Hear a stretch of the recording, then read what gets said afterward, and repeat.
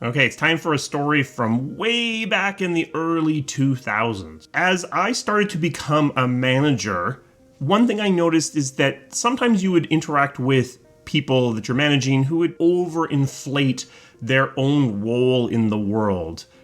Gaming is the only media that matters. What we do is the most important thing we could possibly do. Gaming's important, but because of the way that we interact with media, overinflate importance, the reach of the media that we interact with. If we're watching a show on Netflix, everyone must be watching that show on Netflix. Even though most people actually still don't watch Netflix. They still watch shows on cable. So what I used to do back in the 2000s is this. BioWare used to be about a mile away from a bookstore. What I would do if someone was getting out of control on this topic is I would have them go to that bookstore, and this was the mission. Go to the bookstore and go to the magazine section and look at the gaming magazines. At the time, gaming magazines were one shelf worth of gaming magazines. So that's our importance to the grander world. Now, after you do that, walk over and look at the knitting section and see how many magazines there are for knitting. Compare the ratio of those two things. And what you found in the early 2000s is you got about one shelf worth of gaming magazines, and you would get somewhere between 4 and 8 shelves of knitting. Now, you can't really do this comparison anymore. Knitting's still like 8 shelves of magazines. Gaming's basically gone. In part, that's because our hobby is very online, and as a result, it has sort of been an accelerant, has been a canary in the coal mine for the death of print magazines. Whereas knitting skews the other way, tends to be a little bit older, and therefore has lagged the rest of print media in terms of things drying up and going away.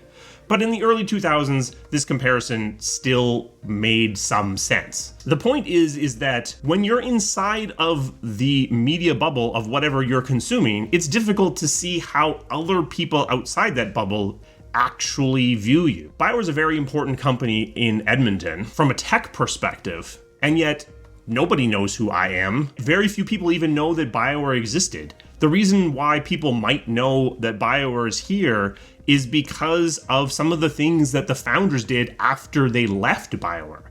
The company itself isn't a huge splash within the economy, and therefore it doesn't really make that much of a difference day to day. People don't recognize you. We're not in a gaming town, we're in an oil town, and as a result, we kind of fall into the background. There's often a temptation to use box office as a measure of importance, but I think that that is actually really skewed because games cost a lot of money for each individual game, movies cost less, television even less. Knitting is a hobby that you can do relatively cheaply, so the amount of money that's going through it isn't really an accurate measure of how much reach, how much impact your particular hobby is having.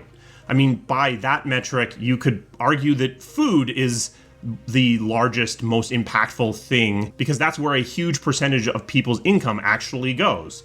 But I don't feel that food is a culturally impactful hobby for most people, even though there's a ton of money flowing through that. So money isn't a good proxy. I would also agree that number of magazines on chapters might have been an okay proxy in the year 2000, not the best proxy anymore. So when you're thinking about how much impact you actually have, maybe we need a new way to measure. And how do you measure your reach, your impact in the greater world when there aren't these easy comparisons to make? Special thanks to my members. They provide the resources that this channel needs to keep running. If you're interested in becoming a member, there's a link to that in the description. Also, we have merch. This is High Tea on the High Seas. There's a shelf below this video if you're interested in picking something up. Let me know what you think is a good way to measure cultural impact. What are the things that you do to see how much something matters to the world as a whole? Is this even a relevant question? Maybe it's not. Let me know that down in the comments. If you enjoyed this video, give it a thumbs up because that helps YouTube know to spread it to more people. I will see you again soon. Thank you.